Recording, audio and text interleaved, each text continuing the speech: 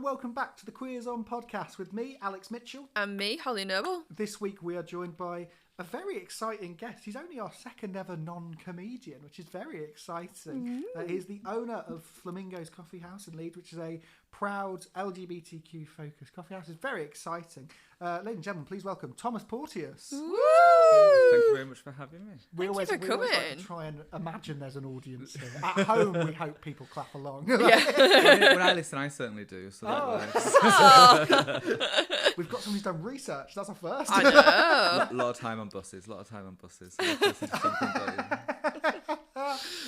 Thank you so much for coming along. We really, really appreciate it. We're really excited to talk to you. And the first guest that's brought us gifts. Yes, we've got gifts. We've got a which is paper bag incredible. well, I don't think a bit of bribery ever goes amiss. Exciting. That's so good. So that's really exciting for us. So this week we broke up with Coke. So that's been a bit of our thing this week. So we want to support brands that support us and do better.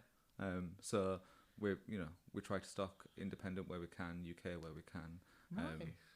vegan and plant-based where we can and where it makes sense as well. So they're really, really good. High caffeine content as well, which always helps. Yeah. So What we need. We love that. You still need, if you're not having coffee, you still need caffeine. We are comedians who spend our lives in our cars. Yep. We need caffeine. Absolutely. Yes, thank you so much for coming on. We always start with, when we have a guest, where are you and what you're drinking, but we're in person, we're in our studio, so we'd say, what would be the dream drink for you to have right now? What would be your perfect choice of drink? It's always a difficult one. I guess if it was an evening, I am partial to something a bit tequila based. So, Nice. so probably a Paloma. Very disappointed that Cafe Patron's just disappeared from everywhere. That was always my go-to. They've stopped doing it. Absolutely. Yep. Like I managed to track down a couple of bottles at Christmas, but they're not going to last me very long. Yeah. Keep it. They've stopped making Do not. Yeah. Make sure you keep one. I've got one in my cupbood, gaining money by the day. It's all tequila rose now, and I can't stand it. Yeah, like that's bad. I can't believe cream we stopped plus Cafe tequila Patron. doesn't seem like it's ever a good idea. One of it's pretty much all my friend drinks. Like we're on nights out, and that she will just do shots of tequila rose, and I'm like, you need to grow up. Yeah, that is Come mental. on now. Like, that's insane. Yeah. I'm seeing her tonight. I'll remind her, and she listens. Catherine. Yeah. Hi, Kath. Catherine. Hi, Well, it's a Kathy. good check to see if she is listening. Yeah, well, actually, I know her brother listens, so even if she doesn't, it'll be like... What's his name? Greg, nice to see you, Hi, Greg. Nice to see you. I mean, I'm seeing Greg this evening as well. Greg's great. Greg and Catherine are hilarious. What I love is that, I don't know if I can tell you this on the podcast or not. I will do. Their heritage is Argentinian, or Catherine's heritage is Argentinian. And so you've got Catherine and then Greg. funniest combination of people. I love it so much. So tequila's your thing. Yeah, and as someone who's recently bought a sober, proudly alcohol-free venue, a bit weird to say tequila, but I think that's my nighttime drink of choice. Yeah. Nice. When you're outside of work. I think that's fine. Yeah, for you it's work. Yeah. Come down to us. You like a margarita? Sometimes it has to be really good. There's a lot of kind of in a can out of a pre-pour. Oh, no. I'm talking like if it's proper decent, homemade. when it's hot outside, hear the ice in the glass. There's no easy way of asking this question, but I was just thinking the exact, and I was like, no, I can't say it, so I'm not going to say it, but go ahead. Pull the ripcord. Do you like a sweet rim? Salty, Or a perhaps. salty rim, yeah. Have you had a tahine rim? No. So good. What's So, tahini? oh, Like do you know tahini? what tahine? Tahine. I don't Yeah. know what tahini. Oh. It's like a paste. it's a seasoning, and Oh, it's okay. mostly I think it's from America, but you can get it in Costco, and it's just like this very subtly spicy, limey, salty seasoning. That sounds fun. So good. So one of the things we're quite keen on doing, so we've started our new late night openings, and as part of that, rather than doing the NAF Blue Label beers where alcohol's removed, or mocktails, which for me is like 14-year-olds in Benidorm with a toucan in it, like dead fruit juice. We're trying to, we've got like a 100%. proper non-alcoholic spirits that are, you're opting into something else rather than opting out of alcohol. Nice. That's good. Something that's not pretending. Exactly, Yeah, like so that's many people's nice. relationship with alcohol change, especially through COVID. Imagine you're 17, COVID hits, you're 22, 23 now. You didn't have that kind of introduction to that nightlife bit, and I think especially for queer people, like that's where you've always, where certainly where I went when I was 15, 16, Yeah. to find your, to find your community, because it was guaranteed, right? Yeah. And, that's not always a great experience for people, and sometimes sets people up in a way that's not brilliant for them. So, big thing what we're trying to do with the evening events and some of the nightlife stuff is to give people a bit of a fun alternative that isn't checking out of the fun, but is opting into something that's different. No, that's nice. That's really cool. I mean, we'll come back to the events you're running there because it's very exciting. But I said, like, COVID as well in particular. Like, I had my 21st birthday during COVID, and at that point I was like, I'd not explored the gay scene properly, and so that was like, again, it was kind of things like where as soon as COVID ended, it went from like, oh, I'm now 22, I'm now 23, and was like, then you're watching all these 18, 19, 20, 21-year-olds, and you're like, bastards. Like, this is what I missed out on. Like, whereas, like, for me, the night out when we had COVID was on Friday night. I lived with my mum and dad. I was studying to be a teacher. My younger brother was studying for his A-levels, and we all lived in the same house. And our treat was every Friday we'd watch BBC4 reruns of old Top of the Pops and drink a bottle of wine. That was. I mean, that doesn't sound like a. That doesn't sound like a bad night in to me. Come week 6, that's bleak. Come on. Everyone's looking at it going, oh, yeah, it's not this again. Who suggested that? Because that sounds pretty gay to me. I think it was probably my dad, which is weird. Yeah. Although my dad would just put that on BBC4. That's made for the dads, isn't it? Right? That's old reruns of Top of the Pops from the 80s and 90s. That's, yeah. And my dad tried to teach me about what music was like in the 80s and 90s. Yeah. And how, but often doesn't do the classic things where it's like, oh, music was so much better then. Because he's very openly like, fucking want. Yeah. Except Fred were on every other week. Like, it wasn't good. Like, different isn't always better. And Holly always asks the question. So the second question that I have for you is, how do you think Clifford the big red dog identifies sexually?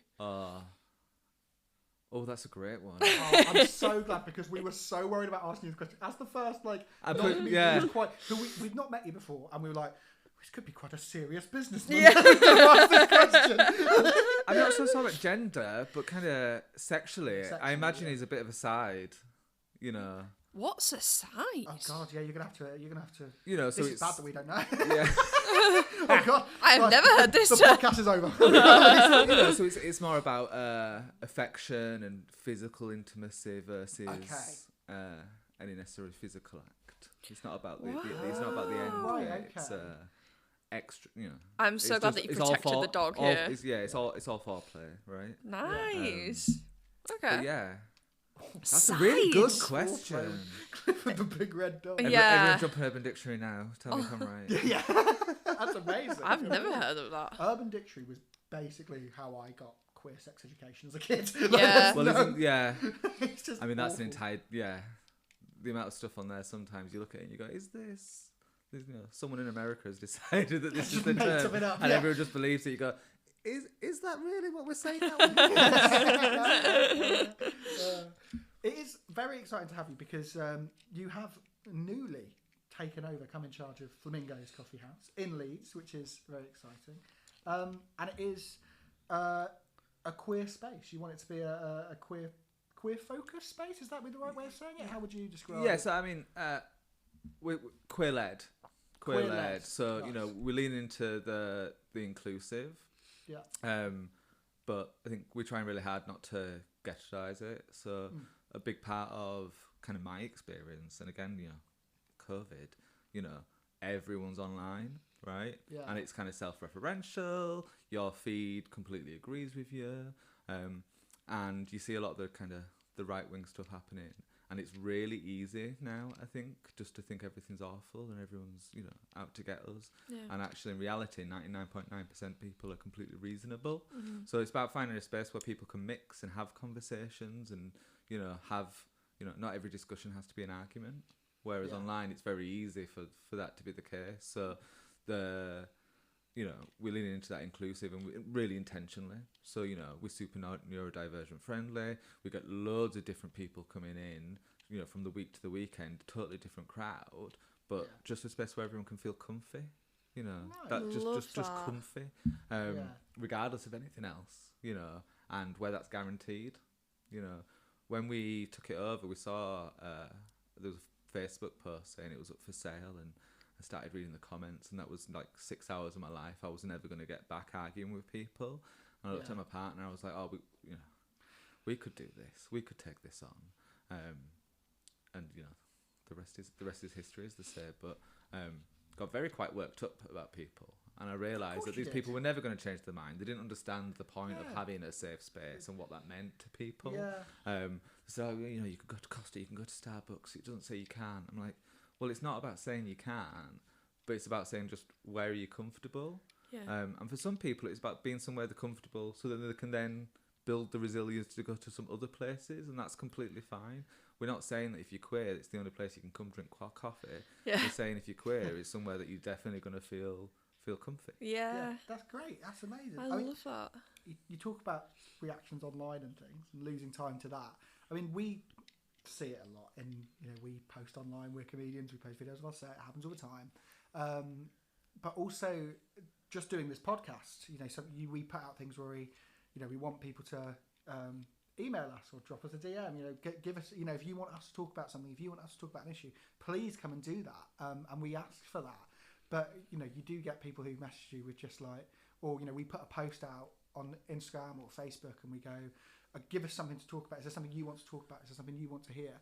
And there's always one we'll put something hideous underneath.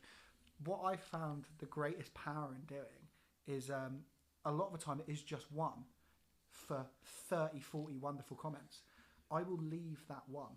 Like, I could delete it, but I will leave it, because that's, I think, is more powerful for someone who isn't queer, who doesn't necessarily know the vibes at the minute, the arguments going on at the minute, and where we're at in terms of where homophobia, transphobia is at the minute. I think it's always nice for someone like that to have a look and go, there's one person here, and clearly they're the outlier, and clearly they're an idiot. And that's the tonic, for people to realise that, because in a physical space, people would be called out, right? They would get a side eye and go, 100%. The classic tut. Online, it's really easy for people just to feel, and I kind of think, if I was that 13, 14, 15-year-old Tom reading that, and for no one to be calling it out, and for no one to be going, well, actually, this isn't, you don't represent, and, but doing that in a way that doesn't then, overinvest your feelings in it, because that's always been my issue. I get, it affects me quite a lot sometimes getting into those arguments. You go, well, actually, that person's not thinking twice about me tomorrow, but now I'm probably quite invested in that, and my mood's changed. So, Flamingos was a bit for us to go, well, actually, and we have the conversations and stuff that we've had, and the support we've had since we've taken over has been brilliant. It's been such an antidote for that. An antidote. Brilliant. That's amazing. Wonderful. I'm so glad and pleased to hear that. I really am. I mean, what I also think as well, like, is we talked about it before on the podcast as well, is when people comment things like, when either I talk about it, like, I'm a big sports fan, when professional sports people come out, but again, when these new spaces open, people are like, oh, why is this needed? Or it doesn't bother me. And it's like, that's wonderful that it doesn't bother you, but by deciding to write that, you're just enabling everybody else. Like, it's just, absolutely. And I find that more irritating often than just forthright, outright homophobia. Like, I call it casual homophobia, and I do routines about it quite a lot. Casual homophobia I find so much more annoying than just forthright, active, in-your-face homophobia. I find I don't care, or it doesn't bother me. That's more annoying. I agree. And it's a presumption that your viewpoint and your experience of the world is the same as everyone else's. I don't speak for the entire queer community, right? 100%. I don't speak for every letter of the rainbow. But, my experience growing up, I was, slightly older than you guys. But, when I was growing up, the only gay people I was seeing on TV, they had to be funny. And they had to be camp and funny. Yeah. And then, more recently, there's plenty of people who are in the spotlight who just happen to be gay, or just happen to be queer, or just happen to come out as non-binary. And it's much less of an issue than it was. And that's giving people a space to explore their identities in a way that's much safer for them. So I'm not one of those people whose viewpoint is that you have a responsibility to be out and proud every day of the week, because there's still situations and rooms where you don't want to be, but the more people who can feel comfortable doing that, the more we're making it more comfortable for other people. And if they can, if they can have a different experience when they're younger than the experience of some of me and my friends, then that's progress, right? That's progress. That's the only way it's going to happen. Yeah. I often think that we're protecting what we went through. I think when people talk about this thing I find really interesting, they always talk about younger people. And I think it's because we've been through that and experienced what we experienced. So then you almost want to protect like the kids in our life that we know, and think, we don't want them to experience that same thing. And it's almost like protecting like you're in a child sort of thing. Got really emotional now. Yeah. But it is true. It is emotive, and it goes both ways as well. So we've got a group that comes in every Wednesday from a charity Out Together who support. Their big thing is about getting people to mix, right? And historically, big focus on the older members of the LGBT community. And there's a group of 20, 30 older gay men who come in who again missed out on that and their experience, and people coming out for the first time in the 50s, 60s, 70s. I love that. Really lovely and like brilliant. I feel like the favourite day of the week. I'm really bad at making coffee, right? Not my thing, but I make sure I'm in on a Wednesday morning because it is, it's a real joy to see that. Yeah. Nice.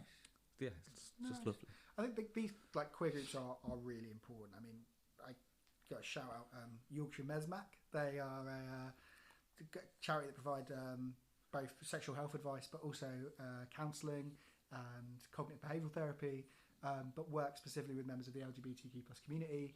And they have really quick turnarounds on waiting times and things like that. Like, if I didn't have them when I was 18, I wouldn't be alive. Like, that's genuinely where it's at. And I think that is, people forget that. I think people sometimes just think these spaces are here because they can be, rather than the fact that there's a need for them. Yeah, I mean, Mesback, and I'm sure they still run a good deal of them, but they used to run a lot of like youth groups and stuff like that. And I used to go to the Bradford one for years and years and years. Yeah.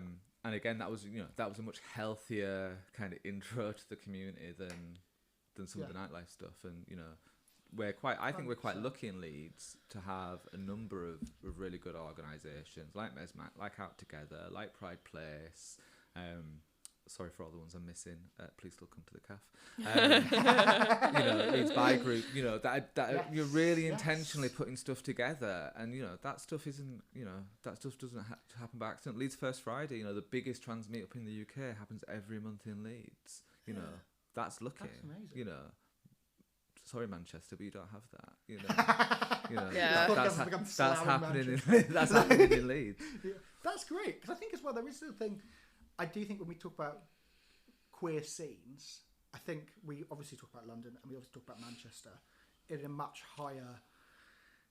almost in much higher esteem than we talk about Leeds and other cities around the country that do have good queer scenes, but because it's not a bloody town, the whole queer village, we talk about it, but actually a queer scene isn't just about having a gay village which has got 15 gay bars in it. That's not the most important part. That doesn't make an entire queer scene. No. I think there's a difference between queer bars and a queer scene, and a queer community, which I think is we're building really nicely in Leeds, and you're a big part of that. And that's really, really exciting. Exactly. We've got Freedom Quarter, we've got great organisations like Angels of Freedom, we've got Wharf Chambers, we've got the Bookish Type. Good independent businesses that just have a nice ethos behind them. And you look at some of the other prides that are more commercial, ticketed. Leeds is still the largest free pride in the UK. 80,000 people this year, expanding this year, so it's across. I forget the name of the street next door to Briggate, but much bigger this year. Targeting 110, 120,000 people. That is a crazy scale for the space it's in, right? Yeah. Crazy scale, and it would have been easy for the Pride Committee, which is it's their second year as a whole new committee, to have gone, we'll do wristbands and make it ticketed and X, Y, Z. But it's really supported by the venues. It's really supported by the community groups. Yeah. It's spread across the city now. So whereas you've got Manchester and Brighton, who are kind of trying to spread out into multiple spaces. Leeds is, Millennium Square, parade, street party. brilliant. You know, something for everyone, some accessible for everyone, and that those decisions don't happen by accident. So a lot to be proud of in Leeds. I love Leeds Pride. Do you know what? And I've said this on the podcast before. I've never been to Pride. I've never been to a Pride event. That's mental. Just never have. And I think there's a whole thing now where I guess, I mean, hearing you talk about it now, I'm like, yeah, 100% I should go. Yeah. Go to Leeds Pride, 100%. I mean, proud member of the Pride community. Also, I love Leeds. I really do. It's my home. I love it here. But like, I think with Pride, again, we talk about the importance of those spaces where it's like, I think for a long time I've only ever associated Pride with stereotypically gay bar culture.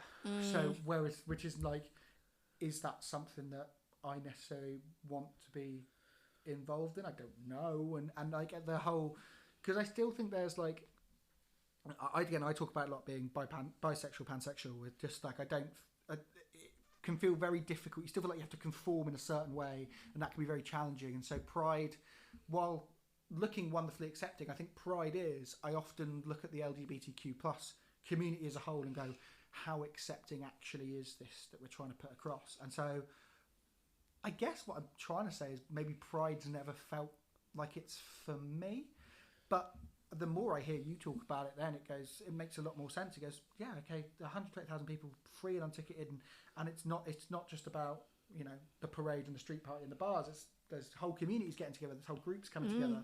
That's such a much more lovely, welcoming idea. And maybe I need to. And there's loads of like families that go. Like it's so family oriented. Obviously, as it progresses into the night, it becomes a lot more gay bar scene and all that kind of thing. And I understand how a lot of that can be a bit toxic and stuff. But kind of during the day, there's so many kids. Like it's full of kids. The parade, like, oh my god, the parade makes me cry. Like I get so emotional at the parade. Have you ever walked in the parade? No. So my first experience was when I was in the Mesmac youth group, and we led it that year. So there's always the huge flag at the beginning, and that for me was such a wonderful, accepting kind of experience. And in previous businesses we've kind of paid to be in the parade and. But at the end, you can just kind of tack on the end. Yeah, just incredibly liberating. Yeah, just a brilliant experience. And I've not always found my place within that culture as well. But Pride was always something that was really comfy to me. So I mark it on my diary start of the year, and I'm really pleased that we're sponsoring one of the headliner acts this year as well. Because again, it's a free event. It's really hard for them to put that on. It's all volunteer led.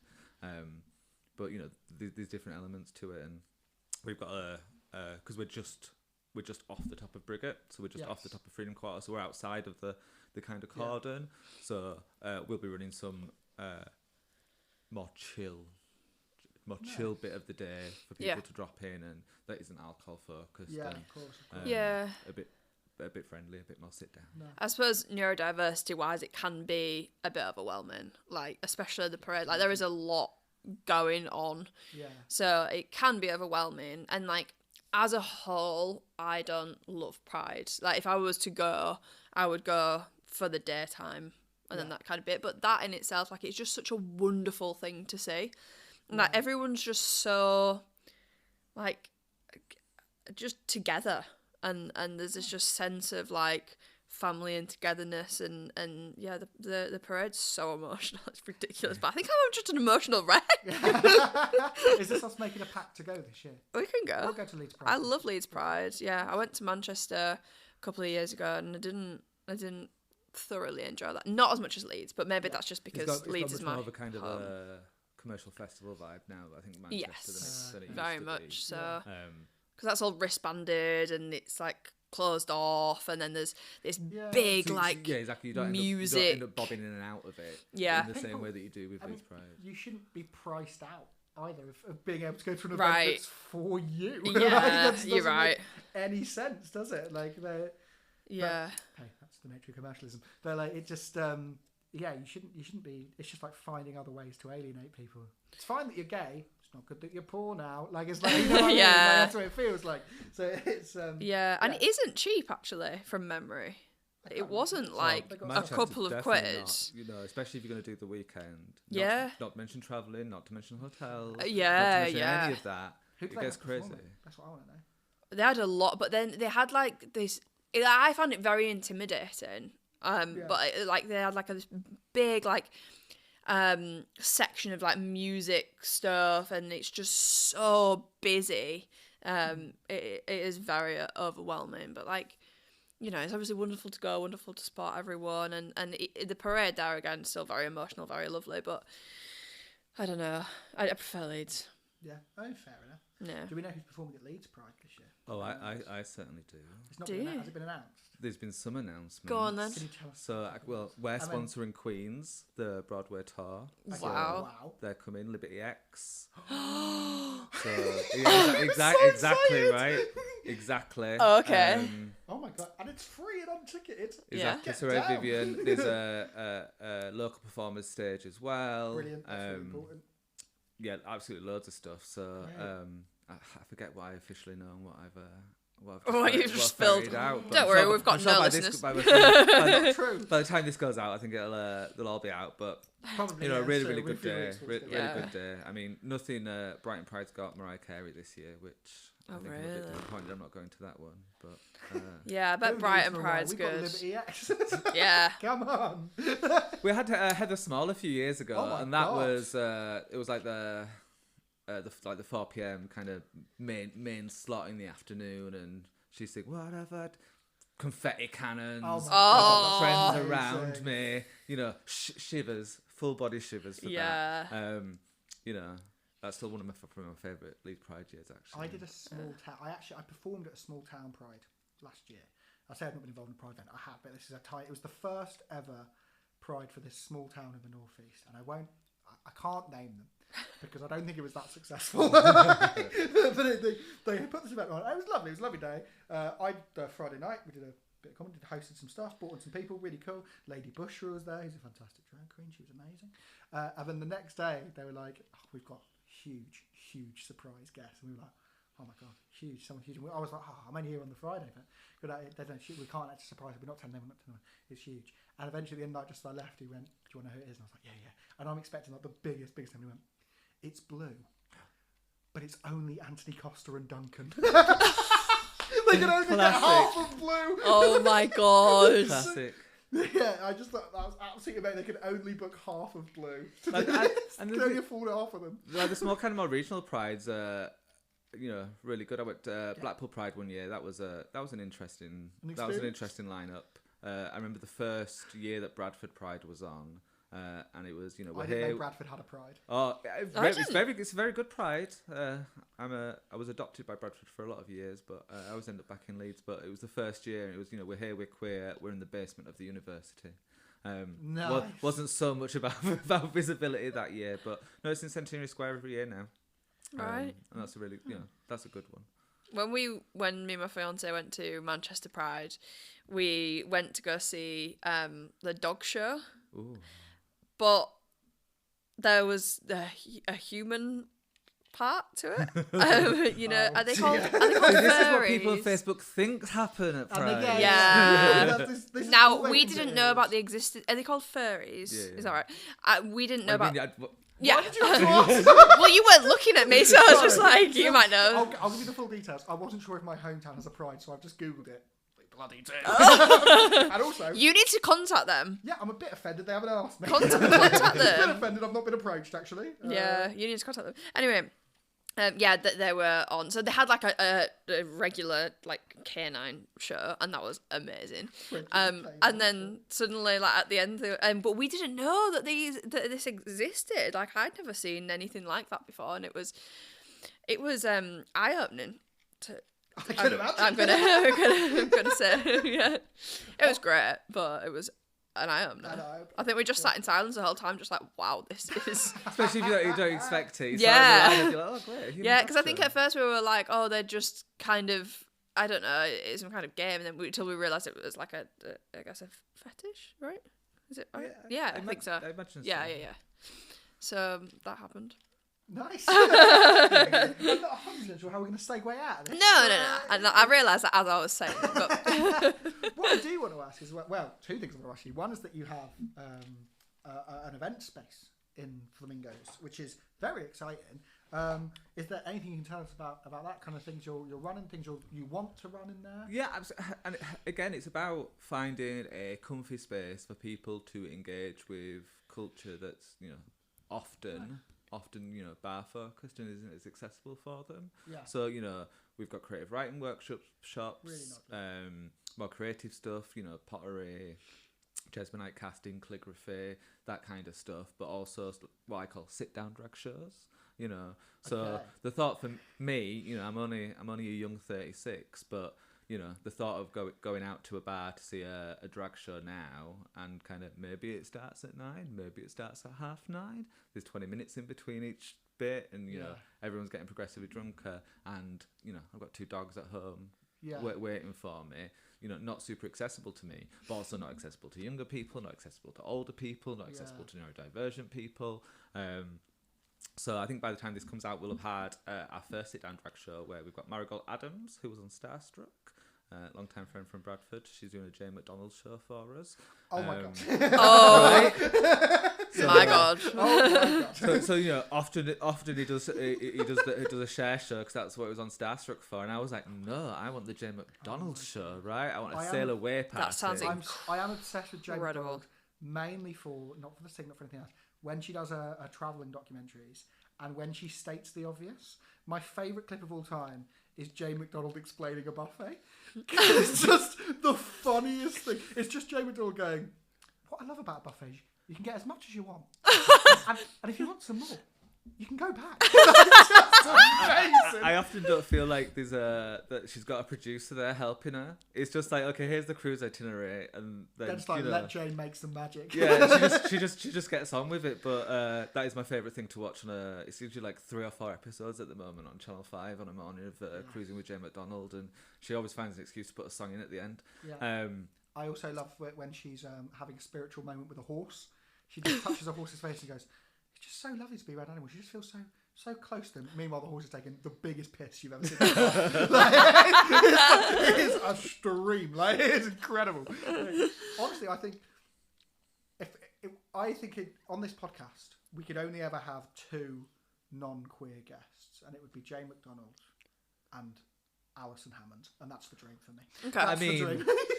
I don't want to bring Alison Hammond out the closet, but I imagine at some point, I don't think she'd be averse. I don't think she'd be averse to in the right situation. I can see Alison Hammond getting down. So many people it makes no sense to me that straight people exist. I'm just, I can't. What a statement! That's gonna get the comments going. we are in trouble. I can't get my head around it. It's a conspiracy theory we've not heard before. I can't. Can you guys understand that? Yeah, because I've got a happily married mother and father. Yeah. What's that like? I'm very lucky. I was outside a pub a few months ago, and someone came up to me and said, "Oh, are you gay, mate? Are you gay, mate?" And I was like, "Yeah." And he's like, "Oh, like when did you turn gay?" This is my straight voice. When did you turn gay? It's good stuff. Yeah. Thank you very much.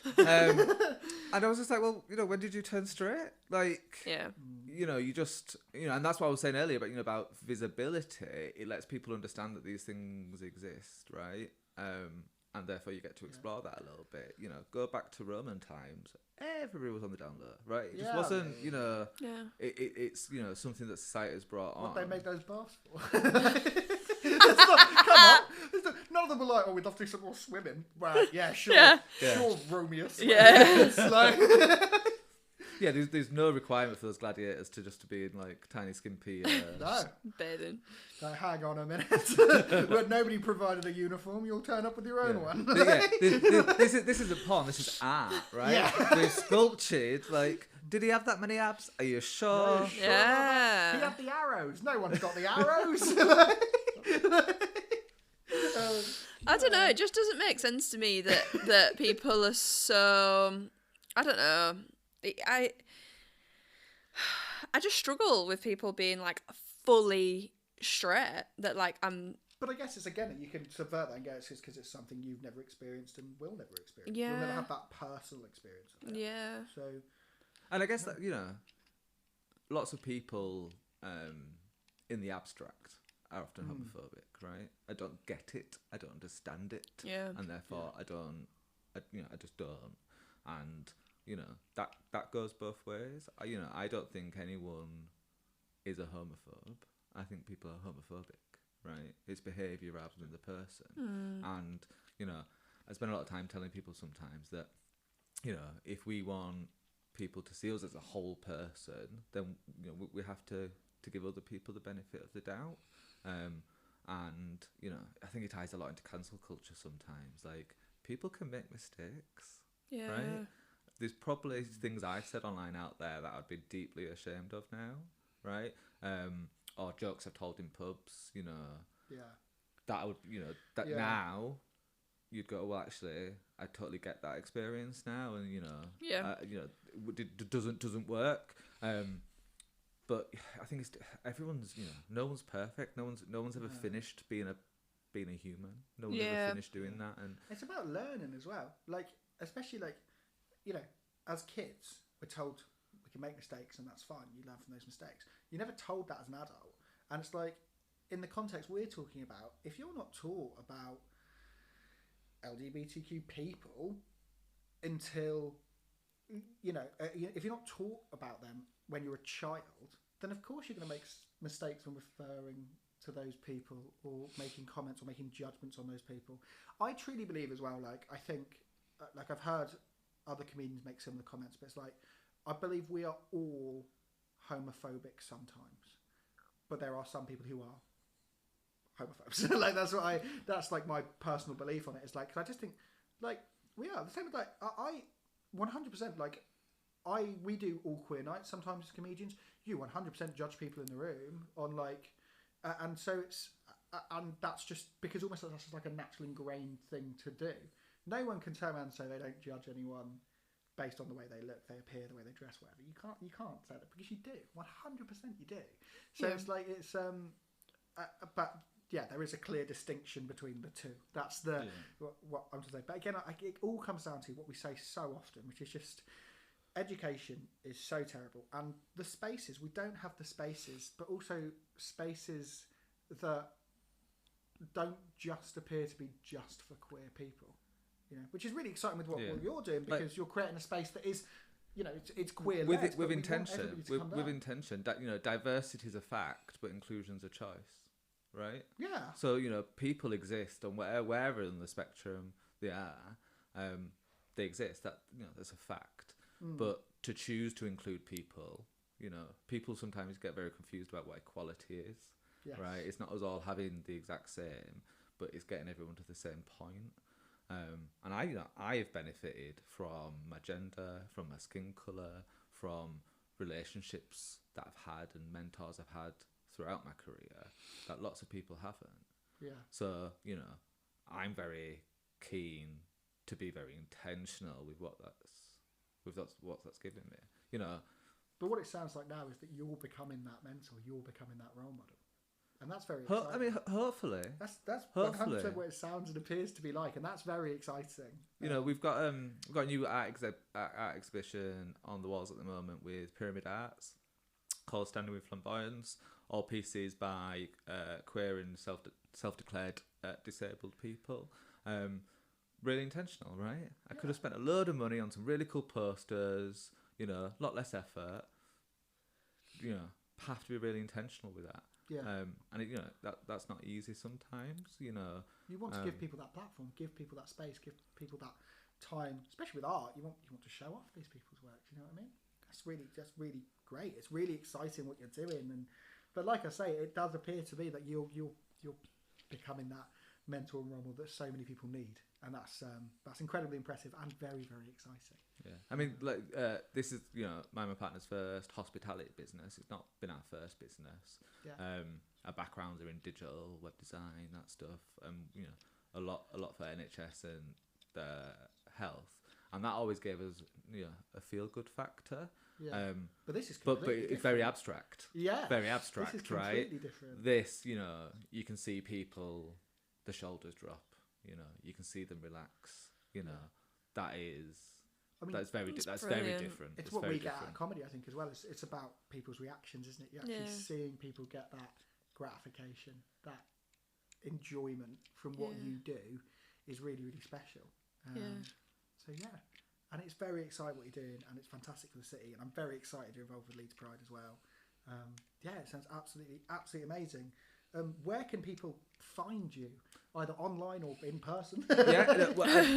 So we're in Central Arcade, so just top of the Freedom Quarter, opposite the big popular burger chain McDonald's. So really close to the bus station, really close to the train station.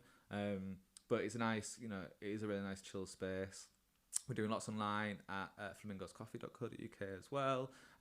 We've got a fantastic community notice board in the space that people put stuff on. We've taken a really intentional decision that everything that goes on the board gets a picture, goes on the digital one on the website as well. Right. Just to try and make it easier. It's a collective. Exactly. We're doing lots of stuff with some of the other groups. So anyone who wants to host an event at Flamingos is more than welcome. Right. So that is our call out to anyone who wants to put on an event. We've got a new PA system installed. We've sounds like you could do a comedy night. Absolutely. Does somebody want to come there? We've got spoken word coming up. We've got open mic nights. If you want to get your tribe together in a space, then that's what Flamingos for. 100%, that's amazing. So we want as many people to come and see us, enjoy some really good, reasonably priced food, I think, and some. I've got a menu in front of me. I'm very excited. That came in the present you gave us as well. It's a wonderful bit of PR, but also, I mean, it's not a bribe. It's a thanks in advance. The ruby hot chocolate I've had. Is that what you're drinking? Wow. Oh. But all really intentional. So our coffee comes from Chip Street Coffee. It's roasted twice a week, local, 3 miles from us. It comes on a bike every Friday. Wow, that's amazing. Really intentional. We could have got cheaper coffee, right? That was probably just as good. Really intentional. All the sourdough comes from Underground Bakery, which again is just literally around the corner from us. We walk across and get it every morning. All the vegan cheeses come from out the world next door. So, there's a really good kind of ethos of You've really we can support independence, you know. And yes, it's a lot of running around, and it would have been brilliant. I could have just loaded up the car once a week at Costco. But if there's a feel-good feeling around it, you're really doing good. Yeah, the really people who intentional. work, they're doing good. The people going and buying a coffee know they're doing good. And smiling. And their businesses, we understand what they're about, what they're trying to do, and that's better. It costs us a little bit more. We probably get a smaller margin on it. But, this isn't what this is about, right? We want Flamingos to be that comfy place for everyone. And we're launching coffee subscriptions soon online as well, so people can have the Flamingos experience in their own home. But, I would love at some point, every time I went to a gay venue anywhere in the UK, they were serving Flamingos house blend coffee. That would be lovely. That's a great ambition. And all of that profit goes back into the community groups. So we call it the Flamingo Fund. Young creatives groups can apply for funding and grants either in kind to be able to get people to come down, or to be able to start something. If you're a queer person who just needs a couple £100 to get a cry cut machine to start a craft business, come on the website, apply. I mean, we're absolutely in awe of you and what you're doing. That's unbelievable. It's absolutely unbelievable. It's incredible what you're doing. Thank you, Tom, so much for coming on the podcast. We so appreciate it. We really do. It's been such a wonderful chat and really enlightening, and actually taught me a lot about the city I live in and love. And anyone who doesn't live in Leeds, bad luck, guys. It's the value of a conversation. It's literally what it's about. It's the value of a conversation. Yeah. I mean, it's been absolutely lovely having you on, so thank you so much. Thank you for you at home for listening, continuing to support us. Please rate us on Spotify, leave us a review, share our stuff on social media, all of that stuff. Follow us on social media, that would be great. We're still doing shows all over the country. You can find that from our social media as well. But mainly, thank you so much for listening, and we will see you next week on the Queers On podcast. Bye.